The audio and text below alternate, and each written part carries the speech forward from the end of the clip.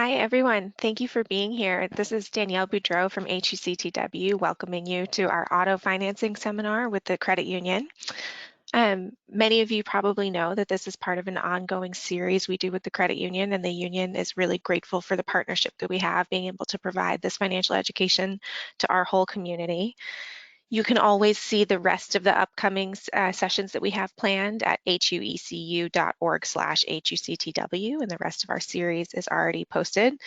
And I'm glad you're here for auto financing. We wanted to make sure to feature this year in part related to pandemic changes to commute modes, hearing a lot more about members driving to work rather than using transit. So we wanted to provide some information about that.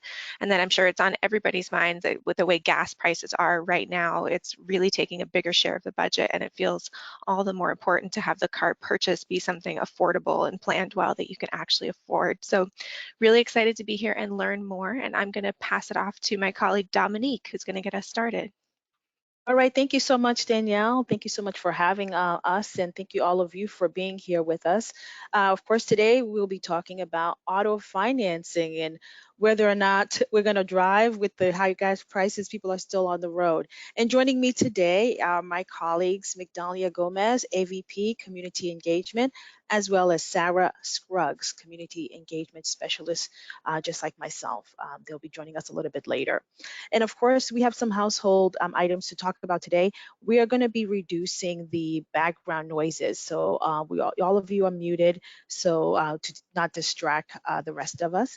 And if you have any questions while we're talking, please feel free to use the questions feature, and you can ask us any questions that may come up. And of course, the presentation will be recorded and we will post it shortly after on our YouTube channel. So if you have anything that you wanted to go over and that you weren't sure about, you can look it over on your own time. And of course, at the end, we will have a survey so you can tell us what we can do better and how we can improve and anything that we can add in the future.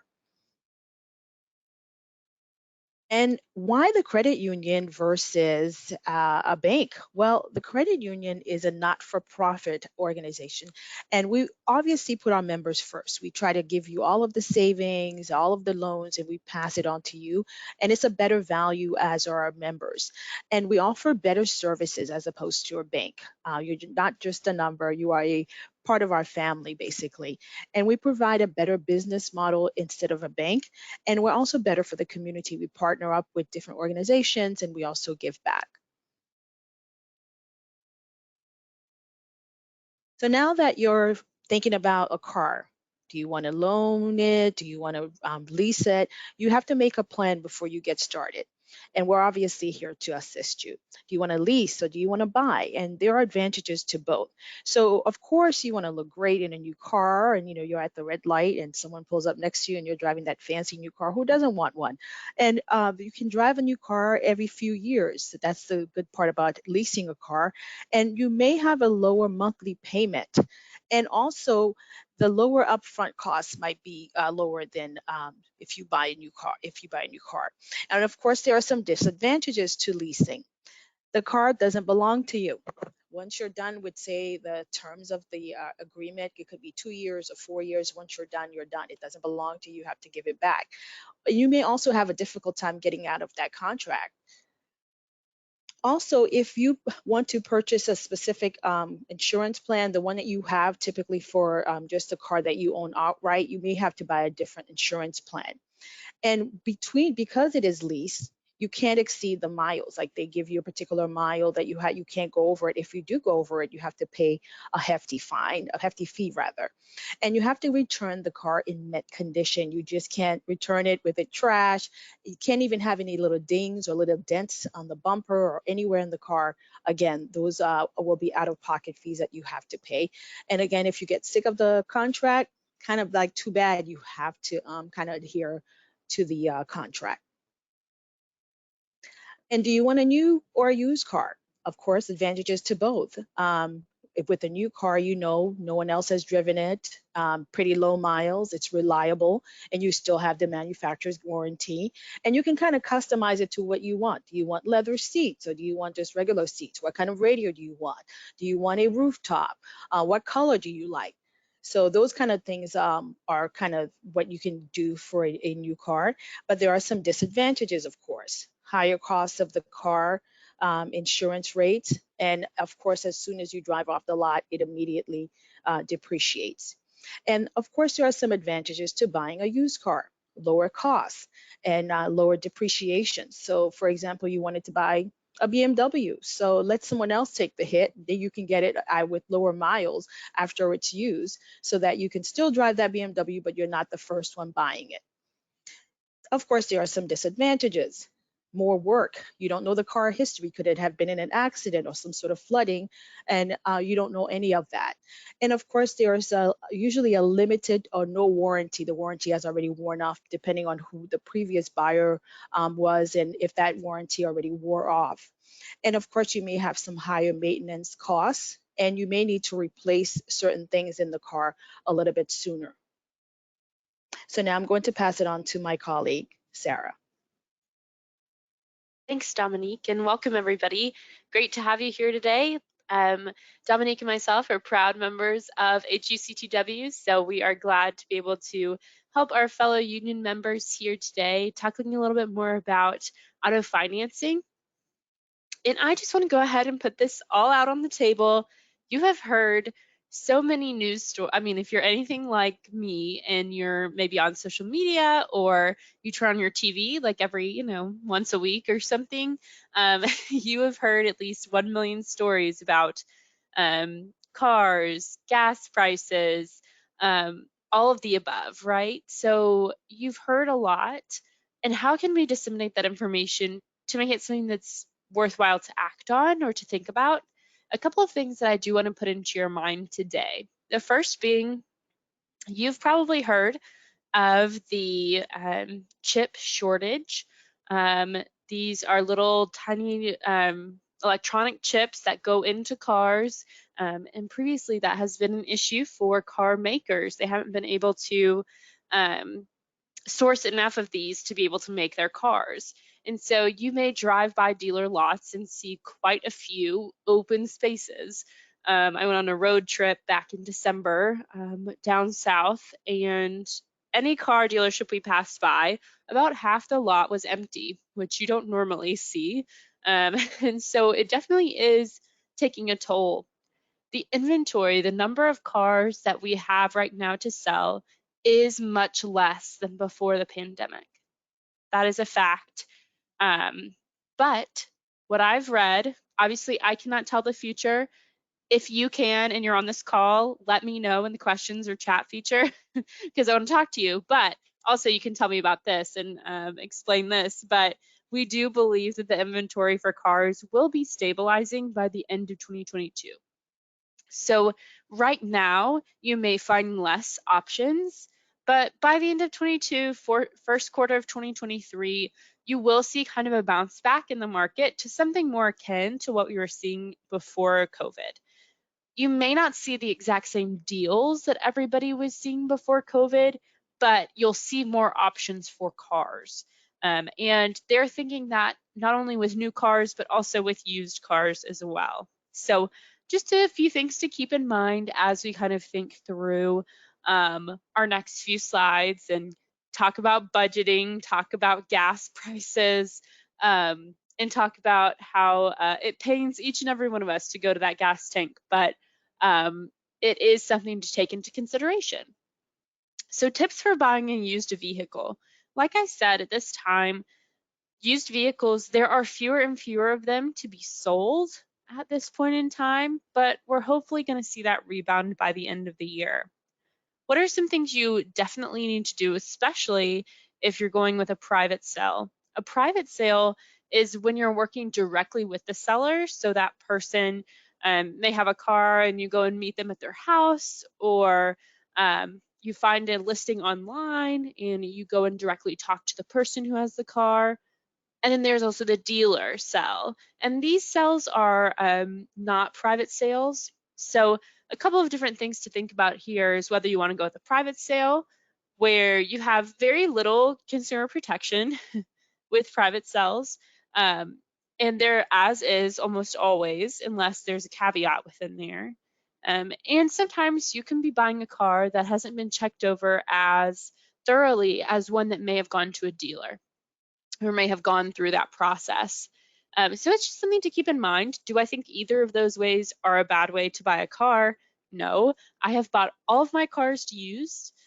So I have never bought a new car. If you want tips for that, you're going to have to ask somebody else. But tips for buying used, something that I always think about too, is making sure that I understand if there's been any accidents in the car, because sometimes those can be hidden pretty well. And making sure that I understand that history report. So that's why you would get a VIN number and run that history report, and talking to an independent mechanic. This is always important, especially if you're buying a private sale, because you want to make sure that there is no funny business going on between you and the seller, that what they're saying is true. Asking for that repair history is also important, just to know what the car has been through. If you're buying an extremely older car, there's going to be a lot more history than if you're buying, something from a couple of years ago. Age-old question of, what do I do with the other car that I possibly already have, right? Maybe you're one of those people who's like, maybe it's time for me to upgrade. I know I was that person about 2 or 3 years after I graduated college. The car that I had gone with me from the time that I was 16 and had been that car for me, and it was time to start thinking about that. And my option that I went with was to sell it to my family member. In our family, we are known for passing around cars. Maybe that's like your family too. But there's almost no car in our family that hasn't been through someone else in our family first. Um, so highly recommend doing this if you're in that place too. But that would be a good reason to keep the car and to really think through that decision. If you're not in that position and you're wanting to sell or trade in, research the value of the current car. I can recommend Kelley Blue Book for researching a fair market value. And what I like about Kelley Blue Book in particular is that they don't give you a specific number. They give you a range. And they say, here's kind of the range that these cars are going for, which I really like personally because it gives me a little bit of the deciding factor. And I can say, well, I've kept my car really nice, or maybe my car is on kind of the downhill slump of that. I can price it to where I think is best. Making sure you're fixing things that are mostly cosmetic. We all want to make our car look as nice as possible to get as much money as possible for that car, right? So thoroughly cleaning it, making sure it's all fixed up and nice and pretty for its selling debut. And you can normally get more money if you sell it privately than trade into a dealership. And you may find that this has changed a little bit. Dealers are paying a little bit more these days for used cars than they previously were, to hopefully offset this shortage, right? That means that used cars are selling for more at dealerships than they normally were prior to COVID. So it's that in between, and it's the balance, it's the back and forth. So this is something to think about if you already have a car and you're kind of looking to upgrade or change something up a little. And what to think about when we're going in with physically just the auto, right? We're talking just about the auto and that. Now we need to get into the financing piece, knowing our finances in particular. The next slide is something that I want everyone to do. If you're thinking about buying a car in the next 6 months, I want you to do the next slide this weekend. Of course, if you have time. I'll also allow Monday, but anytime this weekend, I want you to go and do these things. What is your budget? This is an imperative question we must ask ourselves before any type of expense, but specifically with one as large as a car purchase. One thing that we need to think about is that car expenses aren't just our monthly payment for the car, right? With the car comes a lot of other requirements, including gas, which is one we've heard many times in the past couple of weeks. But monthly payment and insurance in Massachusetts is on the lower scale, which is nice. If you don't live in Massachusetts and you live in another state, there may be other requirements for insurance. I know I've lived in a state where my insurance was much higher than it was here. So you just want to check in on those things and kind of budget around. Taxes and registration, registering your car, getting all of that taken care of. Here in Massachusetts, we do it every 2 years. In other states that I've been a part of, I do it every year. And then inspection. Here we have a yearly emissions inspection. In my previous state, we had no emissions inspection. So I had no idea what those were when I moved here. So keep in mind that that's something that needs to be done in Massachusetts. Wear and tear. You're gonna have to fix your car, more than likely. That's something none of us want to think about. Personally, I think that's one of the worst ways to have to spend money is on fixing my car.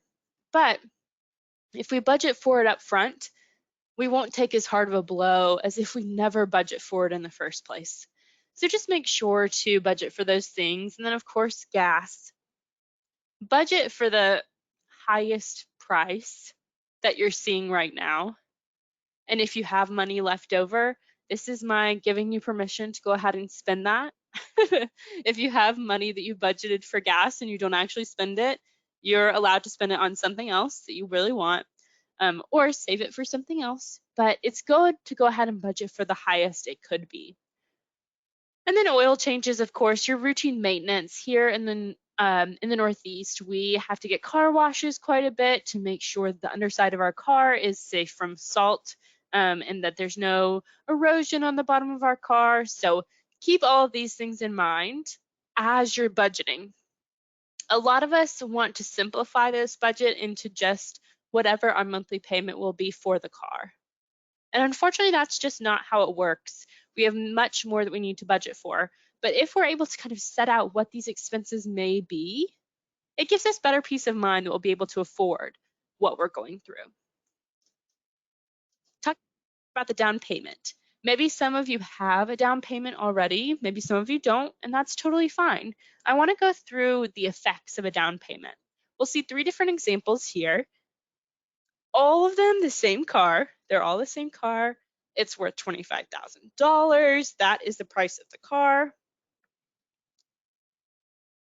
We have 3 different scenarios. One where we put down no money, one where we put down $5,000, and another where we put down $10,000. Each of these are great down payments. They all have their different benefits. A lot of car places will sell you a car without any down payment. So that is not always required. Unlike a home, right? With a home, we have to have a down payment, but with a car, we don't necessarily always have to. I will say, right now, most cars are going for their sticker price or higher, which I don't know if I ever thought I would say just a couple of years ago, right? Many cars are going for that MSRP that you're seeing, the sticker price, or higher. Just because of the demand for cars is higher than their ability to produce them. But as I talked about in the beginning, we should see this kind of evening out by the end of this year.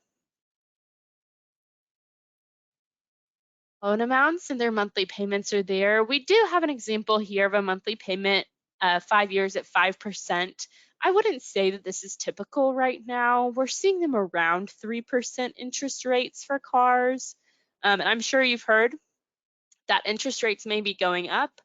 We don't see that really affecting auto loans as much as we see it affecting other types of loans, if that makes sense. So we're not foreseeing auto loans going up by, gigantic amounts when they do lift interest rates.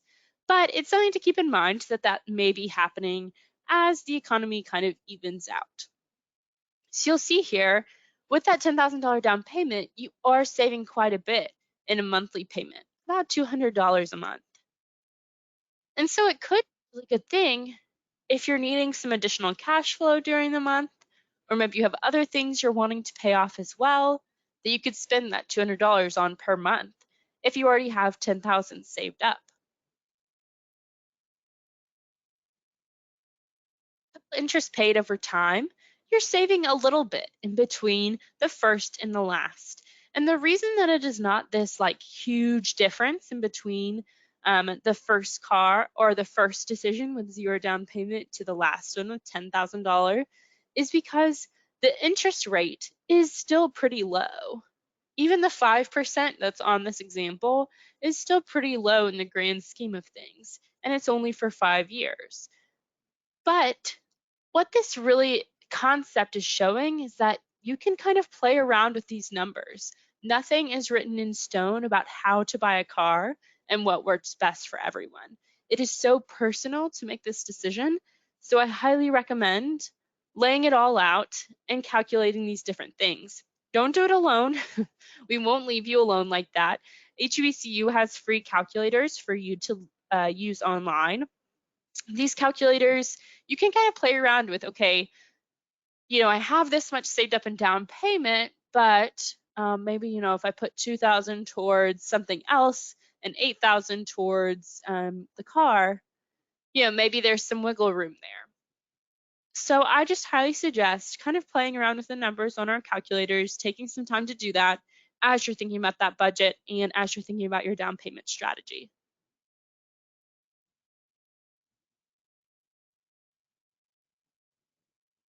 Score impact your ability to buy a car. At the credit union and at some other institutions, there is no tiered pricing model. What you're seeing on the screen is a tiered pricing model based on credit score. The credit union does not use this model. If you qualify for one of our loans at the credit union, you receive the same rate as anyone else who has qualified for that loan. There is no tiered pricing model. Whereas at some institutions, you'll find that it is a tiered pricing model, and they rely on credit score to tell them what your rate will be. This can be a good thing if you have a great credit score, right? If you have a great credit score, you may get a lot lower interest rate, but this can be not such a great thing for someone who may not have as high of a credit score as they want right now. And so you'll see that this can impact. There's a big difference between 5% and 16%.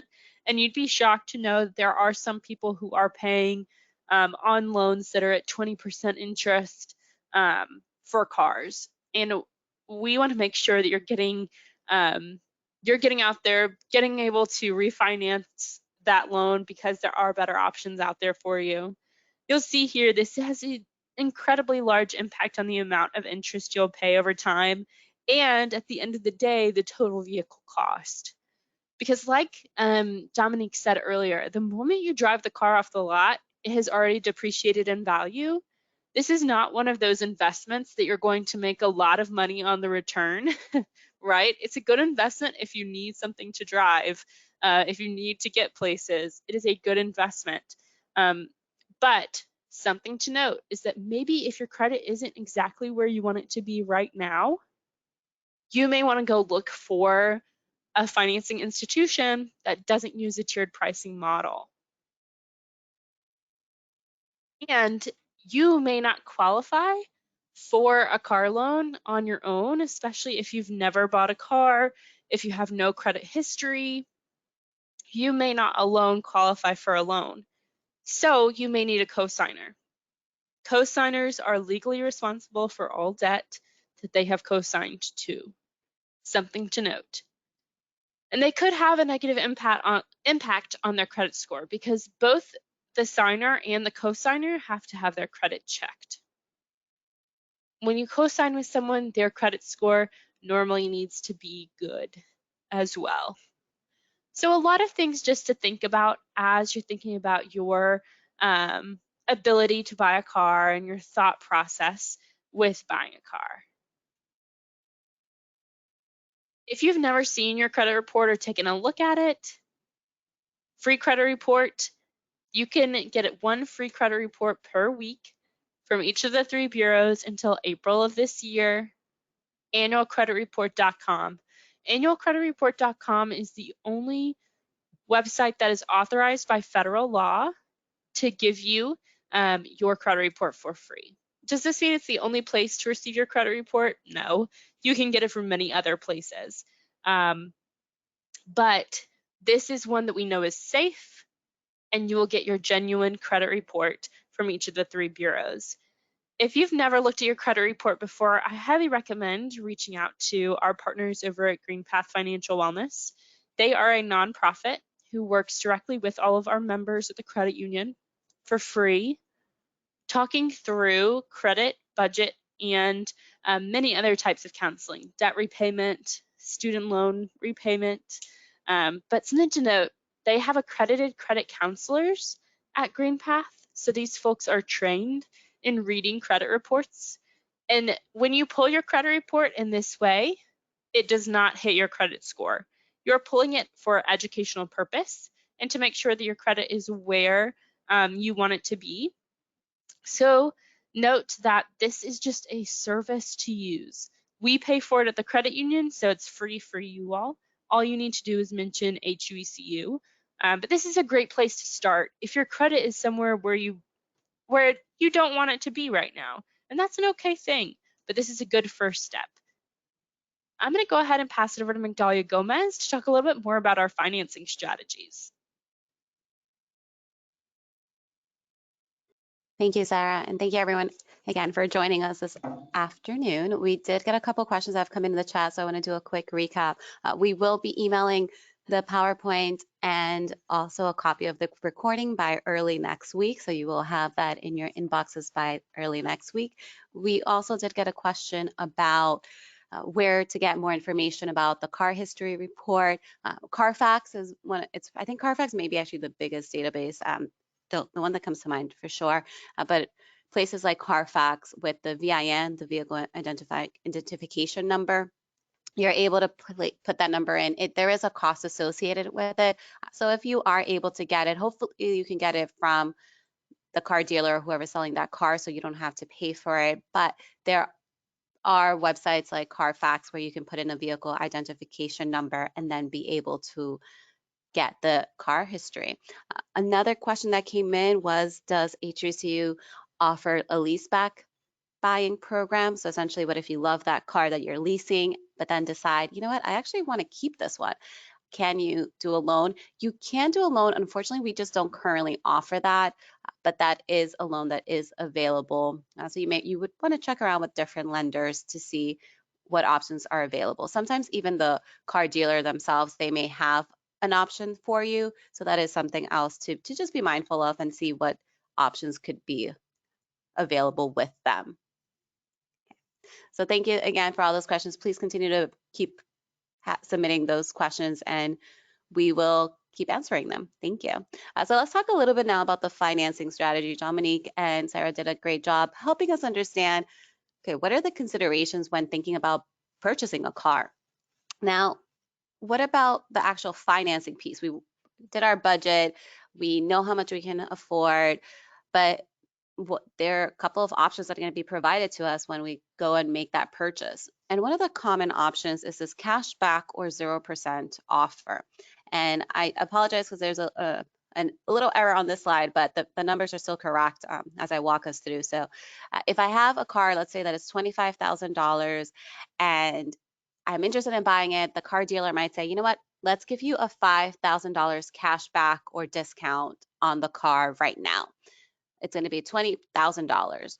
Or they might say, you know, it's $25,000, but there will be no cash back. And this is where I apologize for the error on this slide. 25,000 minus 0 is still 25,000. So sorry about that. But you can get 0% interest on the full amount, which would be 25,000. The monthly payment is still correct, the $417 a month. Which one would be the better option? So I wanted folks in using the questions panel, let me know, which one would you go with? Would you go with cash back or 0%? Which one do you think would be the best option? And you know what? There is no penalty for guessing wrong. This is a fun, just submit it in there. Let's see what folks are thinking. Would you go cash back or would you go 0% rate on a $25,000 car loan? Do you go cash back or 0%? Oh, this is fun. This is so fun. I love seeing these. Okay, so right now it's 100% of everyone that's participated, which is a good number of folks that are on today's webinar, have said 0%. So no one's telling me cash back. Okay, let's see what the numbers say. So in this example, if we go with the cash back, that $25,000 loan would become a $20,000 loan. My monthly payment at 5% would be $377. So the total interest that I would pay for this car would be $2,645. Now with the 0% interest, my $25,000, my remaining cost would still be $25,000. My monthly payment would be $417, but that's at 0%. So that $417 is at 0%. So I'm paying $0 over the cost of over the life of the loan. That is essentially the total cost. But what the actual cost will be is going to be the $20,000 for the cash back plus the $2,645 in interest. So it's actually going to cost me less money to go with the cash back. And I'm glad we went through this.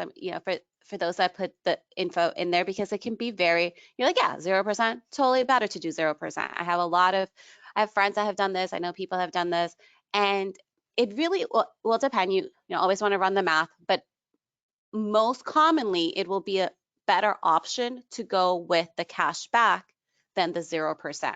And I know that inherently that's just like, wait, what do you mean 0% is going to not be the best choice? So think about just always running the numbers. One of the recommendations that we have is when you are presented options, compare them. Even if they're like, okay, cash 0% interest, this is going to be your monthly payment, you pay no interest. It's like, okay, but what if I do the cash back? What would it be with the interest? And take the time, never allow them to make you feel rushed. Whether it's for a car loan, whether it's for a credit card, a mortgage, whatever the product may be, you are the consumer. You are the one that they have to essentially give you the information. You're the one that is making that purchase, and you want to feel always empowered. So take the time, run the numbers. And a lot of times, I've heard of stories of people saying, you know what, I'm going to think about it and I'll come back. And sometimes when they leave, the car dealer might call them back and give them an even better deal. So, you also have to be prepared though to walk away, and that's something as well. One question that came in, do cars typically have fixed interest rate or variable interest rates? Right now, with the rates being how they've been, most of the car loans have a fixed rate, but you can get a variable interest rate, but historically they mostly have been fixed because they tend to be lower amounts and lower terms. So they tend to be more on the fixed side, but that doesn't mean that you could not get a variable. But that is a really great question that you want to make sure that you're asking.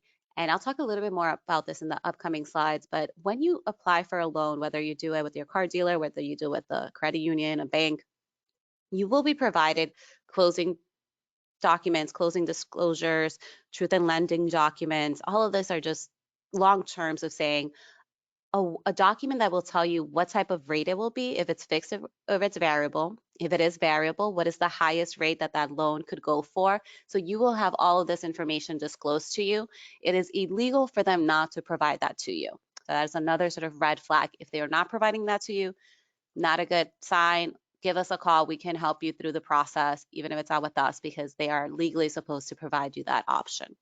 One of the recommendations that we have, and we definitely have a lot here, and I also encourage you, if you have any tips, if you've gone through the process recently or a couple of years ago, or like myself, who has a brother who has worked in the car industry for some time, and have some tips just from him and his purchases and his sales.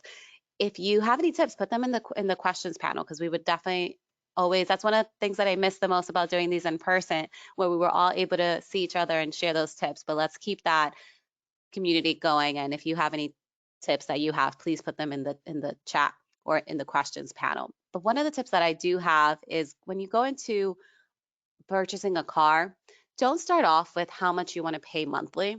And that's sometimes the question that you get. It's like, well, what are you comfortable paying? Yes, you want to know what you're comfortable paying every month, but in this example, we'll see, it's how numbers work.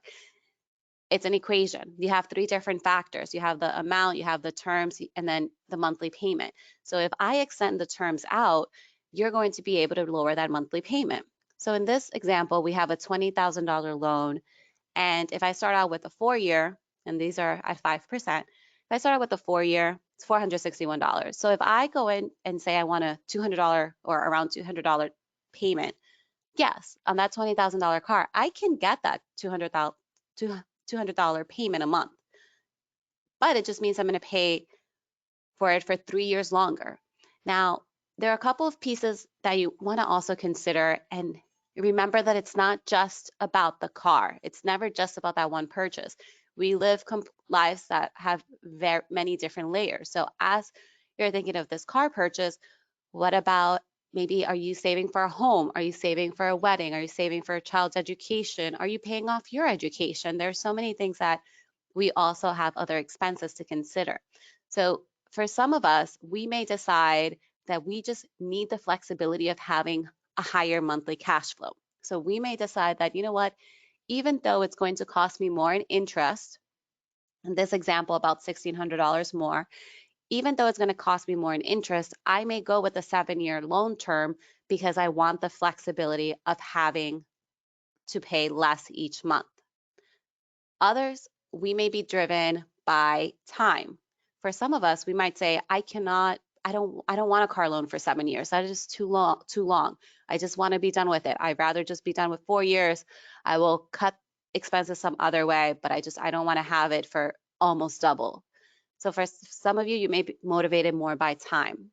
This is another example where money is personal and you have to think about your specific situation. Would you want to be in a longer term where the monthly payments are lower, or would you want to just sort of be done with it sooner so then you can just own the car?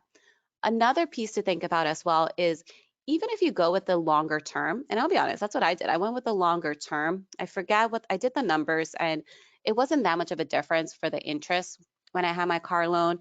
And I decided, you know what, I'm going to go with the longer term. And this is not my example, but I'm just going to say it was for this example.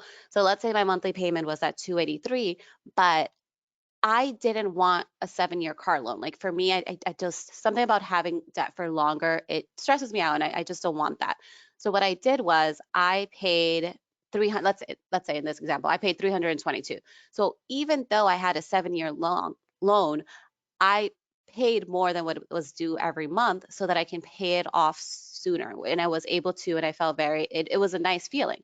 But there were months that I had unexpected expenses that came up. I know for my car, I actually have an appointment on Monday to get the brakes replaced. So that, and if I had my car loan, what I would do that month was I would just pay the minimum, which was the 283, as in this example, instead of paying the higher amount of 322. So that going with a longer term loan gave me a lower monthly payment, which gave me the flexibility to pay more each month to accelerate my payment, but also the flexibility to pay what the minimum was, the 283, in months that I needed that extra cash flow. Discipline is important in these, so you want to make sure that if you are going to go with the longer term, that you're able to stick to, for the most part, paying off more than the minimum every month, or setting aside a budget, so maybe every couple of months you increase that monthly payment. And this is a strategy that can be used towards any debt, not just car loans.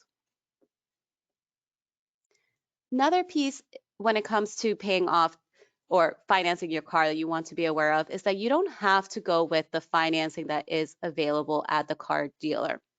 And there are a couple of reasons why it may make sense to go with other financing.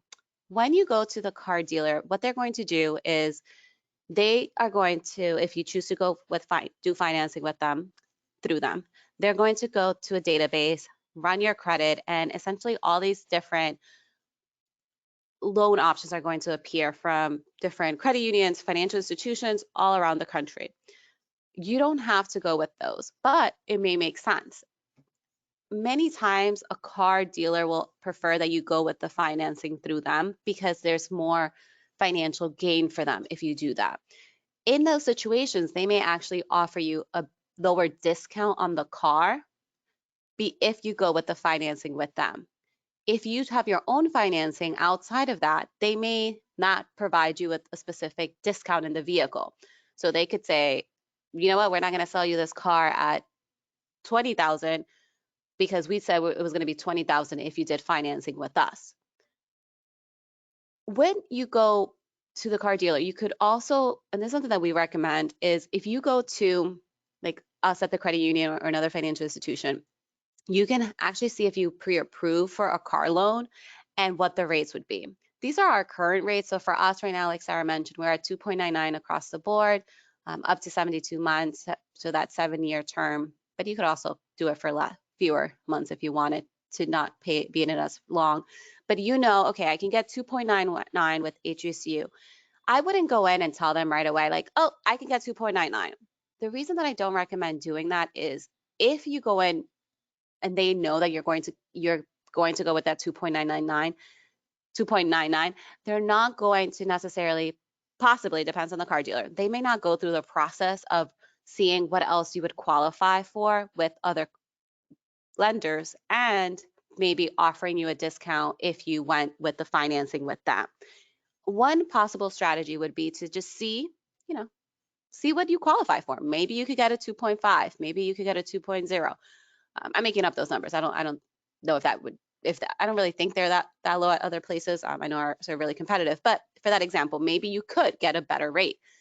Or let's say that they offer you a 3.25, but they could take $2,000 off of the asking price of that vehicle.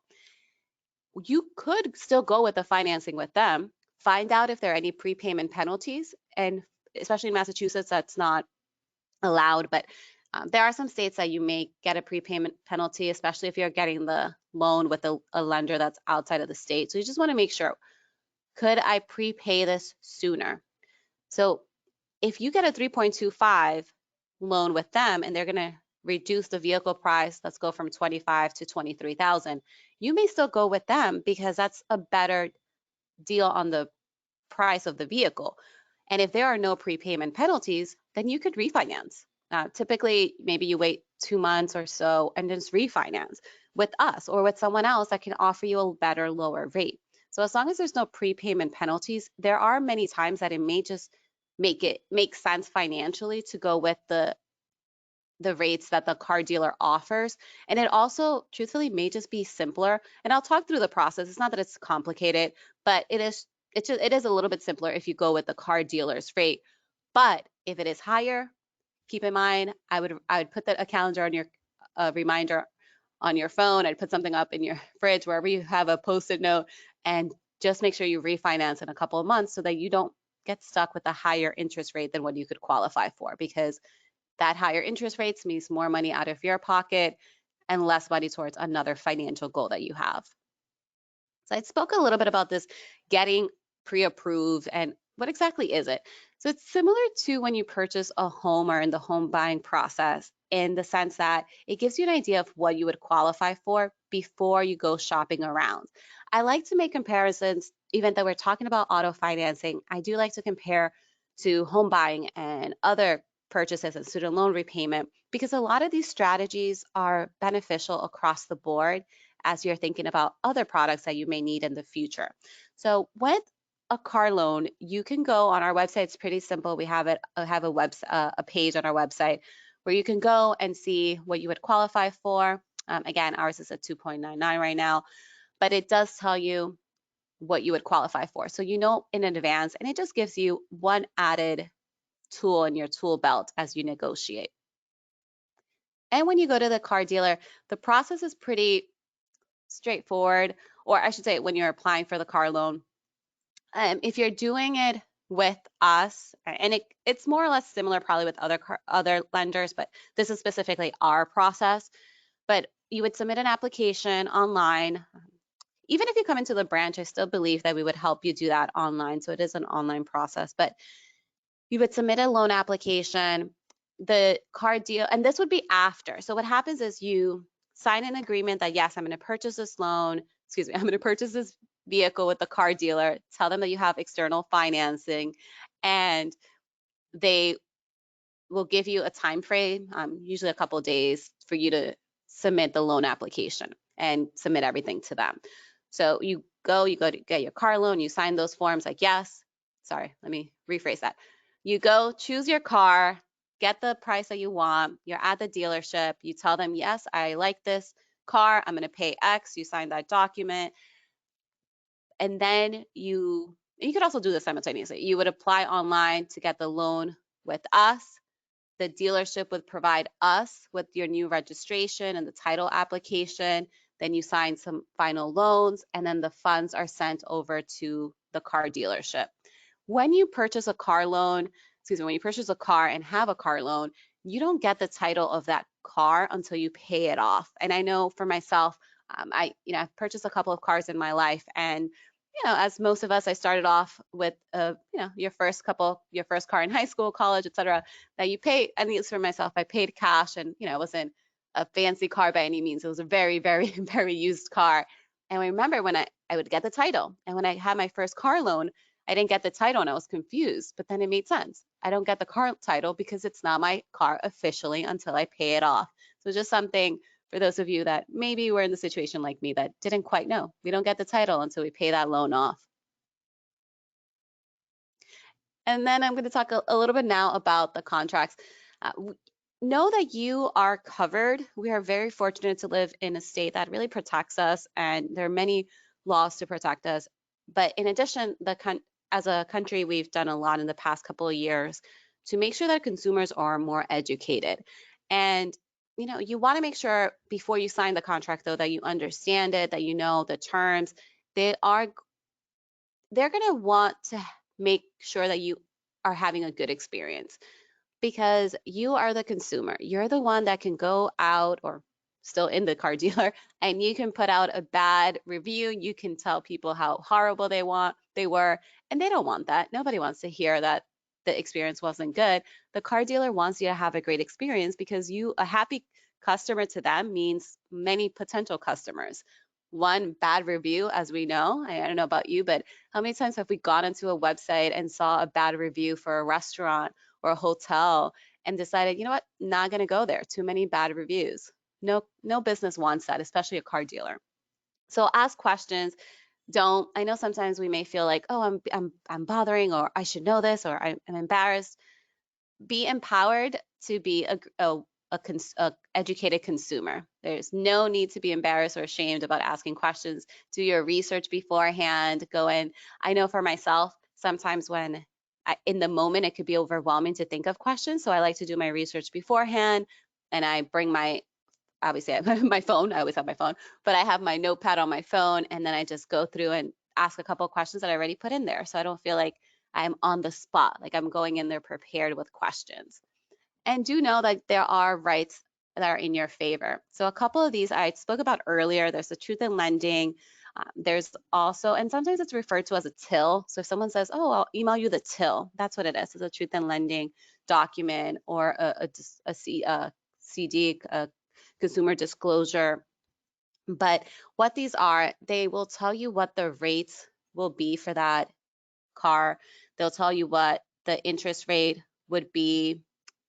If it were variable, what would be the maximum? It'll tell you the total cost of the loan for the life of the loan.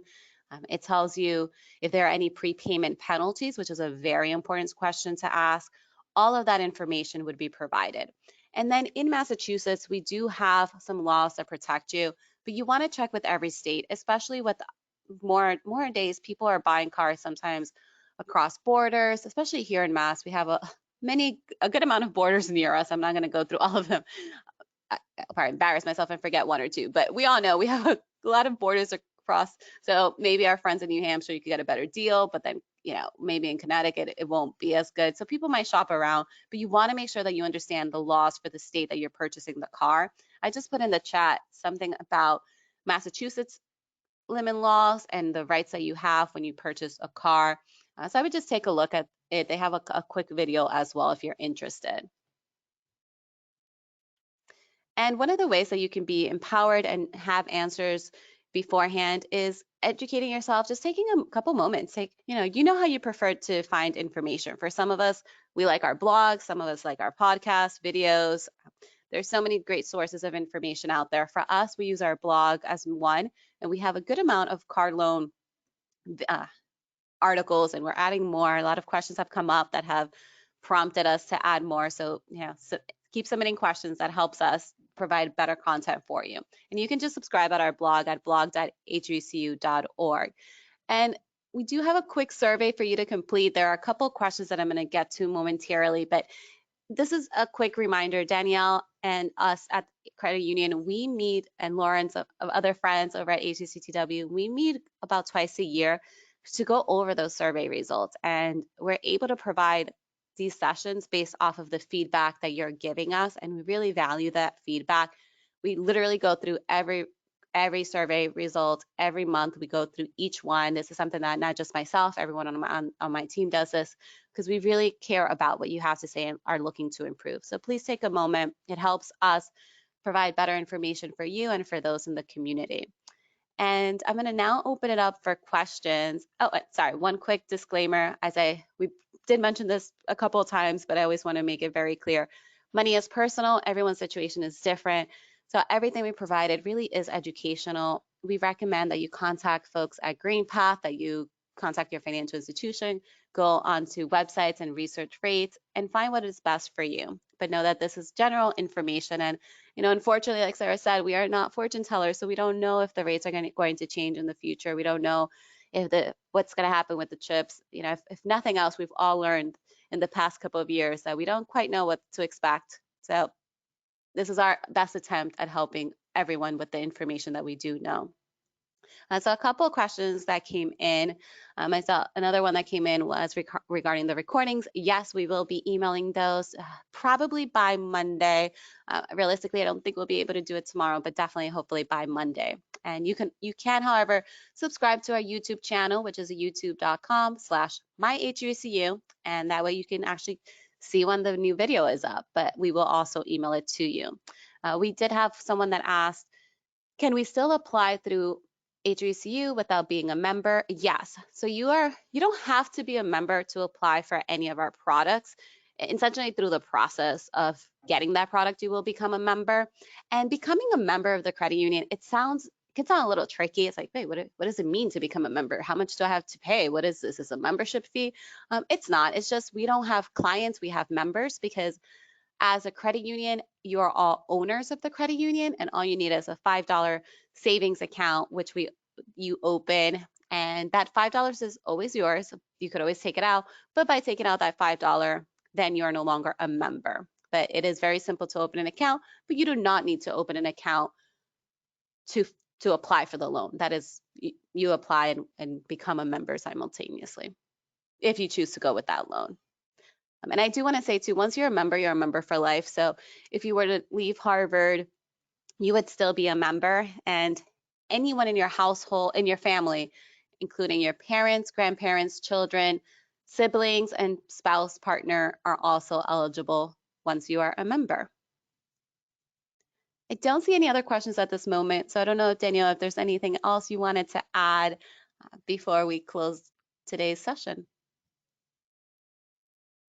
Just thanks to everyone for being here and for engaging, and thank you all to our presenters for running through so many examples. I'm going to remember that cash back versus interest rate example for sure, and can see myself using that in the future. And it was such a surprise result that the cash back is more advantageous in that scenario. So thank you for presenting, and thanks to all our members for being here today. I hope people found this useful and have success with their car purchases. Thank you, Danielle. Thank you, everyone. Hope you have a wonderful afternoon.